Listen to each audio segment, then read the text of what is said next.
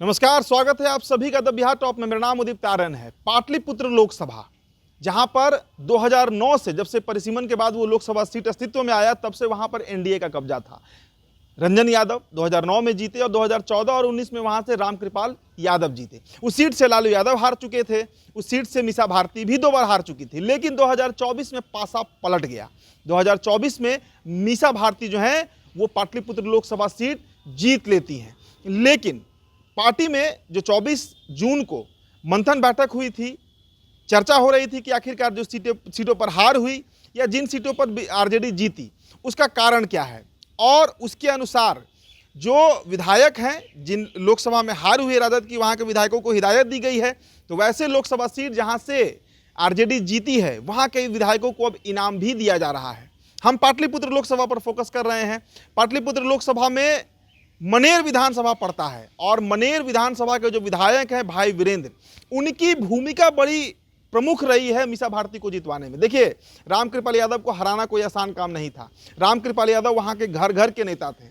बावजूद इसके अगर रामकृपाल यादव हारे हैं तो इसके पीछे सबसे बड़ा फैक्टर कोई बना जिसकी रणनीति काम करी है पाटलिपुत्र लोकसभा में, तो वो नेता भाई वीरेंद्र थे। इसके अलावा पाटलिपुत्र लोकसभा में एक और विधानसभा सीट पड़ता है दानापुर।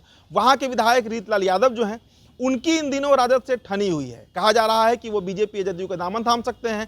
कारण है कि जब गिनती चल रही थी तो उसमें ये साफ तौर से देखा गया कि दानापुर विधानसभा के जो मतदाता थे उन्होंने रामकृपाल यादव को अधिक मत दिया था मीसा भारती की तुलना में। तो ऐसी स्थिति में रीतलाल यादव जो हैं उन पर गाज गिर सकता है, उनका टिकट भी कट सकता है। तो कई तरह की चर्चा है। लेकिन भाई वीरेंद्र का कद बढ़ गया है। भाई वीरेंद्र 2010 में पहली बार मनेर से जीते थे और उसके बाद आज तक जितने भी चुनाव हुए, चाहे 2015 में हो, 2020 का चुनाव हो विधानसभा का बिहार का, हर बार भाई वीरेंद्र बड़े बहुमत से 2020 में 60,000 वोटों से जीते।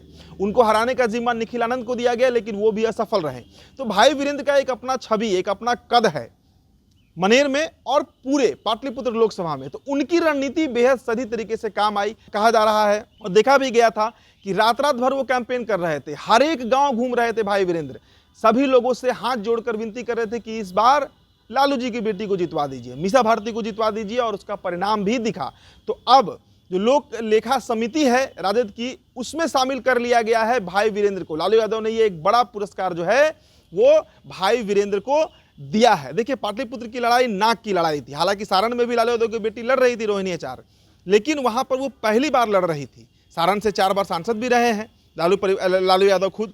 तो सारण भी एक मजबूत गढ़ था, लेकिन वहां पर रोहिणी आचार्य हारी। हालांकि हार का मार्जिन बेहद कम रहा, लेकिन पाटलिपुत्र नाक की लड़ाई इसलिए बन गई थी कि वहां पर हैट्रिक लग चुका था हार का, राष्ट्रीय जनता दल का। और वैसी विषम स्थिति में लालू यादव ने रणनीति बनाई, रंजन यादव को पार्टी में शामिल कराया, भाई वीरेंद्र को बड़ी जिम्मेदारी दी गई और इन नेताओं ने काम किया भी, जिसका परिणाम 4 जून को देखने को मिला, जब मीसा भारती एक बहुत बड़ा मार्जिन तो हम नहीं कहेंगे, लेकिन एक सम्मानजनक स्थिति में थी शुरू से ही, और अंत में उस सीट पर वो फतह पाती हैं। तो भाई वीरेंद्र का कद राजद में बढ़ गया है। कल दिन अगर राजद की सरकार बनती है तो भाई वीरेंद्र को बड़ा पोर्टफोलियो भी मिलने की संभावना जताई जा रही है।